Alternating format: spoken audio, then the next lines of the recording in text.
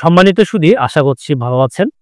আপনাদের অনেকের একটা বিষয় নিয়ে জানার খুব আগ্রহ, সেটা হচ্ছে মাঠপর্চা বা বিএসডাব্লিউ। তো আজকে আমাদের যে মূল টপিক সেটা হচ্ছে বিএসডাব্লিউ বা মাঠপর্চা সম্পর্কে আজকে আমরা কিছু জানবো।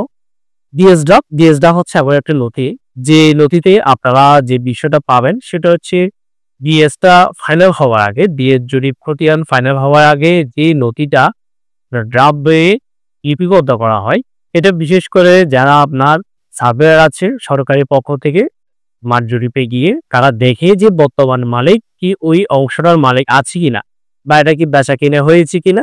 যদি মালিকানা পরিবর্তন হয়ে থাকে তাহলে সেক্ষেত্রে তারা এটা নোট করে নেবে, এবং সেটা বর্তমানে যিনি মালিক, আগের আগের মালিক হোক বা বর্তমানে যিনি দলিল মূলের মালিক হয়েছে তার নামটা আপনার ড্রাফট বইয়ে লিপিবদ্ধ করে রাখবে, এবং পূর্বের যদি নাম পরিবর্তন হয়ে থাকে তাহলে সেটা কেটে দিবে। তো এইভাবে করে ড্রাফট বইয়ে সাধারণত আপনার নামগুলা লিপিবদ্ধ করা হয়ে থাকে এবং চূড়ান্ত রেকর্ড হয়ে থাকে। আরেকটা বিষয় বলে নিই, আমরা মাঠপর্চা বা বিএস ড্রাফটের যে বিষয়টা সাধারণত পাই সেটা হচ্ছে আমাদের যে এটা যদি বর্তমান যে নতুন নাম এসেছে ওর মালিক যদি দলিল মূলে যদি মালিক হয়ে থাকে তাহলে সেই ক্ষেত্রে এখানে দলিল নাম্বার থাকবে এবং কত সালে এটা উনি রেজিস্ট্রি নিয়েছে সেই সালটা লেখা থাকবে। আর যদি কোনো মামলা মোকদ্দমা সংক্রান্ত যদি কোনো ডিগ্রি মূলে যদি উনি মালিক হয়ে থাকে তাহলে সে ডিগ্রি নাম্বার এবং সাল এগুলা লিপিবদ্ধ থাকবে।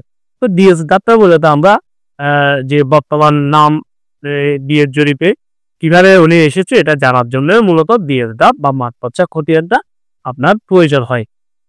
তো আশা করি আপনারা বুঝতে পেরেছেন বিএসডাব বা মাঠপর্চা আমাদের কি কাজে লাগে, সে বিষয়টা আশা করি আপনারা বুঝতে পেরেছেন। তো আমাদের পেজে বা চ্যানেলে নিত্য নতুন এরকম ভূমি সংক্রান্ত অনেক তথ্য দেওয়া থাকে। তো আপনারা যদি এই তথ্যগুলো যদি পেতে চান আমাদের চ্যানেল বা পেজটি সাবস্ক্রাইব বা ফলো করে সাথে থাকবেন। ধন্যবাদ।